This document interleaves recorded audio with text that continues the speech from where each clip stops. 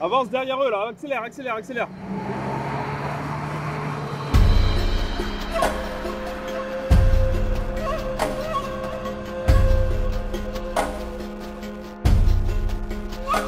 Là on a les coordonnées de la cache du bonhomme où il a enterré sa moto et sa calache. 53, à droite. Les progressions sur le sable sont complexes. Habitués aux terrains escarpés, c'est presque une formalité pour les équipages des véhicules blindés légers. À gauche. À quelques kilomètres du peloton de reconnaissance, il y aurait une cache, là où les terroristes déposent leurs armes et matériel à l'abri des regards. C'est en tout cas ce que leur a dit le transmetteur. Il aurait surpris une conversation quelque peu inhabituelle.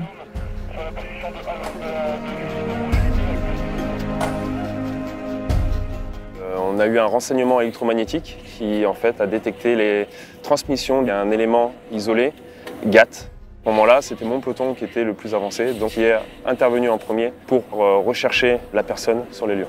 Deux motos en approche. Le renseignement était un petit peu cocasse puisque c'était une moto qui était tombée en panne, donc il demandait de l'aide pour être évacué et réparer sa moto.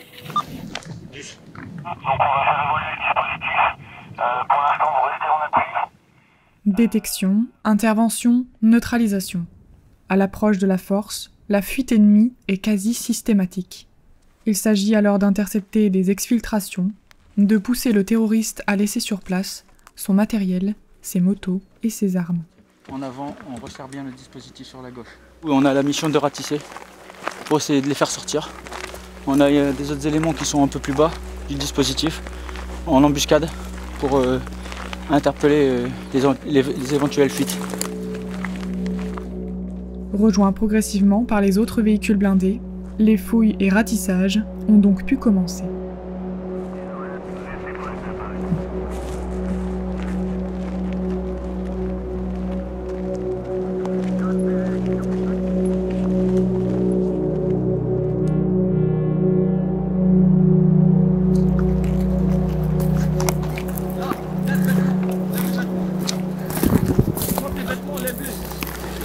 Encore, l'autre en dessous. Alors que certains se font cerner et interpeller par la force pour être livrés aux autorités locales, d'autres sont plus malins. Dans le cas de notre moto, elle s'est rapidement désilhouettée. Autrement dit, l'individu s'est fondu dans la masse avant l'arrivée des militaires. Mais si la fuite précipitée a pu s'opérer, elle laisse souvent des traces. Alors, on a décelé une moto qui était cachée dans la végétation. Donc on va lever le doute au cas où ce serait une moto GAT.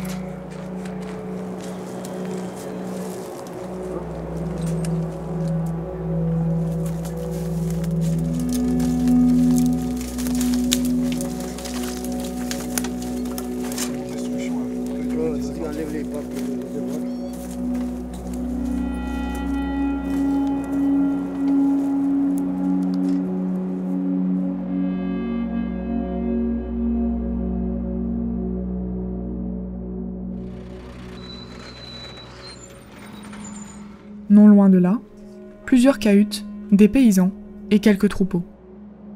Un village, à l'apparence paisible.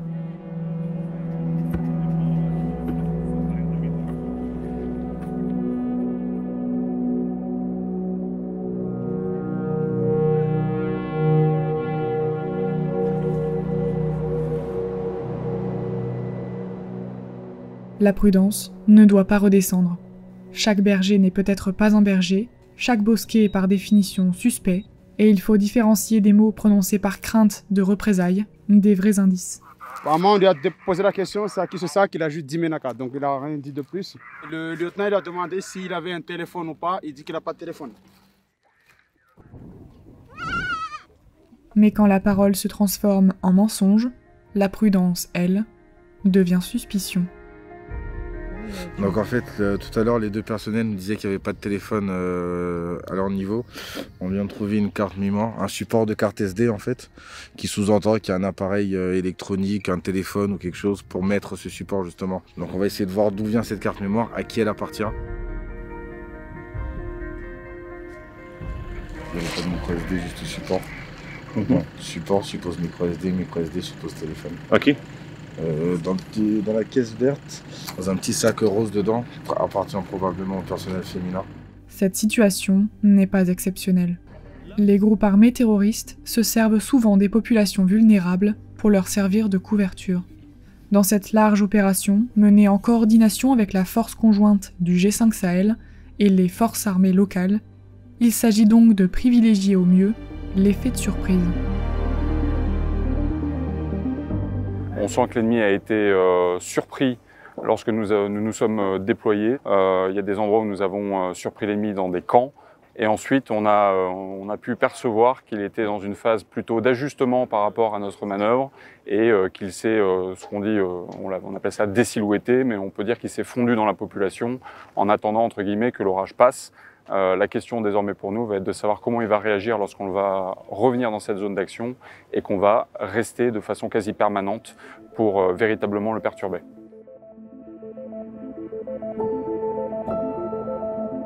Perturber, voire mettre hors de combat un terroriste, c'est empêcher d'autres trafics illégaux, d'autres destructions de biens publics, rackets, voire d'autres enlèvements ou exécutions. Alors oui, la traque n'est pas facile, mais elle est nécessaire. Je pense qu'il faut du temps et beaucoup de patience pour analyser la façon dont la structure de l'EIGS pourrait être atteinte ou pas. Les actions combinées de l'armée de l'air, des troupes au sol, des services de renseignement bien entendu qui nous permettent d'avoir du renseignement sur le terrain font qu'il est extrêmement complexe et ambitieux, voire je pense que c'est extrêmement prétentieux de vous dire maintenant, là voilà, on a produit tel effet. Par contre, ce qui est certain, c'est qu'au bout d'un moment, on espère que la qualité des frappes, et en tout cas du bilan, permettra de le déstabiliser. Pour l'anéantir, c'est l'effet recherché, moi à ce stade, j'en sais rien. Par contre, en tout cas, le déstabiliser durablement pour entraver sa capacité d'action dans le Liptako et de fait permettre aux forces armées maliennes ou nigériennes de réoccuper le terrain en confiance et permettre à terme le retour de l'État.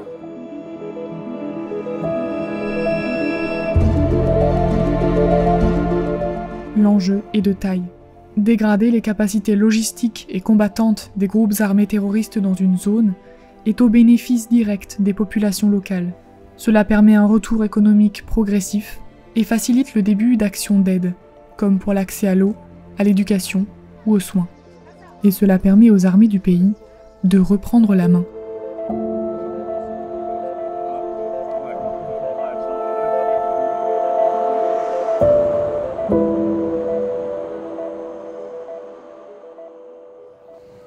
Il faut se dire comment est-ce que je peux m'améliorer, comment est-ce que je peux être meilleur qu'hier. C'est comme ça que la section va sortir grandie de cette opération. Et c'est comme ça qu'on va garder tout le monde jusqu'à la fin. D'accord ? Parce que je rappelle que l'habitude tue. D'accord ? Soyez toujours curieux et cherchez toujours à vous améliorer. Terminé. Attention. Bon ! À disposition du sous-officier adjoint. De retour en base opérationnelle avancée temporaire le soir, la mission n'est pas terminée.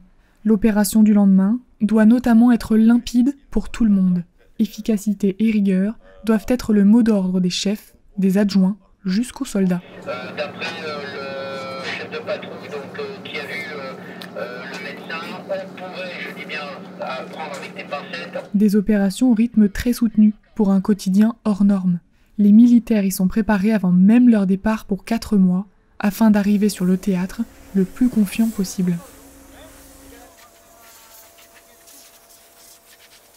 Quand sonne l'heure du repos pour une partie du groupement, d'autres montent la garde.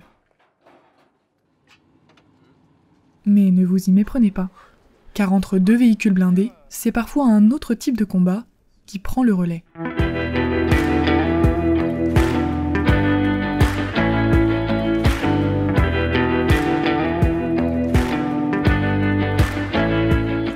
Le lendemain, la traque continuera. Et le groupement rentrera sur base à Gao 2 semaines plus tard. Sur les bilans de ces opérations d'envergure, il est généralement question de plusieurs terroristes neutralisés, de nombreuses ressources, parmi lesquelles des motos, des pick-up armés ou du matériel nécessaire à la confection d'engins explosifs, pour ne citer que.